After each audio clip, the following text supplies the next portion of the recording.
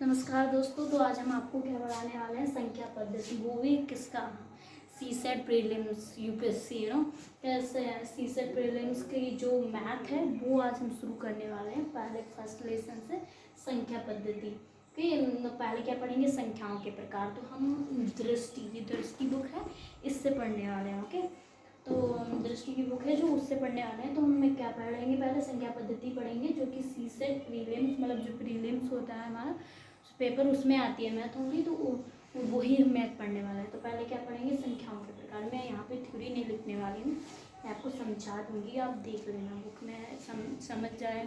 पहली बात, समझना ज़्यादा इम्पोर्टेंट है, और थ्योरी रटने से कुछ नहीं होता, समझने में। वैसे भी मैथ में तो समझना होता है। तो पहले क्या, प्राकृतिक संख्या है। तो आपको मालूम है कि प्राकृतिक संख्या क्या होती है। प्राकृतिक मतलब जो प्रकृति ने हमें दी है, वही तो प्राकृतिक होती है। तो प्राकृतिक संख्याएं वो होती हैं जो एक से, मतलब एक से स्टार्ट होती हैं। जैसे 1 2 3 4 5, मतलब ऐसे चलती रहेंगी, वो अनंत तक जाती हैं, उनका कोई सार नहीं होता। 1 से 5, मतलब 1 से अनंत तक जितनी भी इस संसार में है वो भी प्लस की होनी चाहिए। और अनंत तक जितनी भी मतलब है, 1 से जितनी भी चलते चले जाओ, कोई उनका मतलब रोकने के लिए कुछ है नहीं। और पूर्ण संख्या क्या होती हैं, जीरो से, वो जीरो से स्टार्ट होती है। इनमें क्या होता है, ओनली जीरो लग जाता है।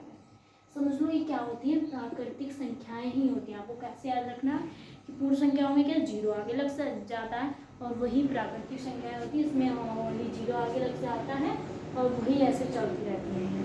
ओके, फिर क्या, सम संख्या। सम मतलब क्या होता है, सम संख्याएं जो 2 से करता है, 2 4 6 8 10, क्या है, सब सम है जो 2 से पूर्णता विभाजित हो जाते हैं। तो 2 दूनी 4, 2 6 2 6 8, 2 पंचे 10, ये सब क्या है, पूर्णता विभाजित हो रही है 2 से। तो इन्हें क्या बोलेंगे, सम। इतना याद रखना। और क्या होती है, विषम संख्या। विषम मतलब इसका उल्टा, विषम सम का उल्टा विषम। तो इसका मतलब क्या हो जाए, जो 2 से विभाजित ना हो पूर्णता, वो विषम संख्याएं हो जाएंगी। जैसे 3 हो गया, 5 हो गया, 7 हो गया, 9 हो गया, 11 हो गया, ये सब क्या है, विषम संख्याएं हैं, जो मतलब 2 से कटेंगे ही नहीं। तो इन्हें क्या बोलेंगे, विषम। मतलब ऐसे बहुत सारी हैं, तो ये विषम होंगी जो 2 से विभाजित नहीं होती। भाज्य संख्याएं क्या है, भाज्य संख्याएं वो होती हैं जिनके गुणनखंड 2 से अधिक हों। जैसे एग्जाम्पल 4 हमने मान लिया, 4 क्या है, 4 का गुणनखंड करेंगे तो क्या आएगा, इससे कि 1 से भी कटता है, 1 छक्कू 4 होते हैं, 2 दूनी 4, और खुद से भी कटता है 4 एकम। देखो इसकी क्या है, 3 है, तो ये क्या हो गया, भाज्य। अगर हम यहाँ पे 5 ले लें, जैसे 5 में क्या होगा, 1 पंचे 5, 1 से कट जाएगा, 5 कम 5 खुद से कट जाएगा। लेकिन किसी और से कटेगा, नहीं कटेगा ना, तो ये भाज्य संख्या नहीं है, क्योंकि ये किसी और से कट ही नहीं रहा। और ये 2 बार, मतलब जिसके गुणनखंड 3 आ जाए या 3 से अधिक हो, वो तो भाज्य होगी। और जिसके गुणनखंड ओनली 2 है या 1 है, तो वो भाज्य संख्या नहीं होगी। आपको इतना याद रखना है बस। जैसे यहाँ पे आप सोचिए कि 2 आ सकता है, नहीं 2 नहीं आ सकता, सम संख्या होगी, इसका मतलब ये नहीं कि वो भाज्य भी हो जाएगी, वो भाज्य नहीं हो सकती।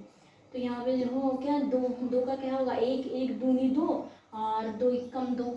तो ये मतलब इसके कितने गुणनखंड हैं, 2 ही तो हैं, तो ये भी नहीं भाज्य मानी जाएगी, ये अभाज्य है। 5 भी अभाज्य है, 2 भी अभाज्य है, और ओनली 4 जैसे 6 ये भी भाज्य, क्योंकि इसके 2 मतलब 2 से अधिक 3 हो सकते हैं गुणनखंड, 8 9 15, ये सब क्या है, भाज्य संख्या है। ओके, जैसे अभाज्य संख्या है, अब अभाज्य यही मानी जाएंगी 5, जो मतलब जिनका 2 से जिनके 1 या 2 गुणनखंड हो, वो मतलब अभाज्य होंगी।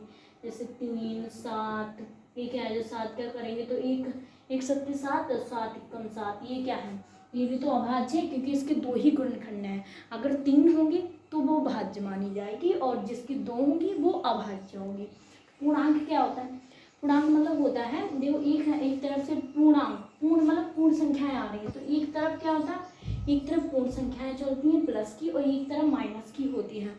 तो एक धन पूर्णांक और एक ऋण पूर्णांक। जैसे यहाँ पे बीच में 0 होता है, और इधर प्लस की 1 2 3 4 ऐसा डैश डैश डैश यहाँ अनंत तक जाती है, और इधर माइनस की होती है। तो इतना आपको रखना है, याद रखना है। तो इसे बोलते हैं धन पूर्णांक, इसे बोलते हैं ऋण पूर्णांक। ओके, तो फिर क्या है, परिमेय संख्या। अब परिमेय संख्याएं क्या होती हैं, तो परिमेय संख्याएं वो होती हैं जिन्हें हम p अपान q के रूप में लिख सकते हैं, मतलब भिन्न के रूप में लिख सकते हैं। जैसे यहाँ पे p अपान q हमने लिखा है, जैसे 1 अपान 2 है, तो इसे 1 को क्या मान सकते हैं p और इस 2 को मान सकते हैं q। तो ये देखो p अपान q के रूप में हो गया, तो ये क्या है भिन्न मतलब सॉरी परिमेय संख्या होगी। तो जो ऐसे भी आप याद कर सकते हैं, जो मतलब संख्या भिन्न के रूप में हो वो परिमेय होगी। जैसे यहाँ एग्जाम्पल फॉर 3 अपान 2, 5 अपान 2, ये सब क्या है परिमेय, जो भिन्न के रूप में होनी चाहिए।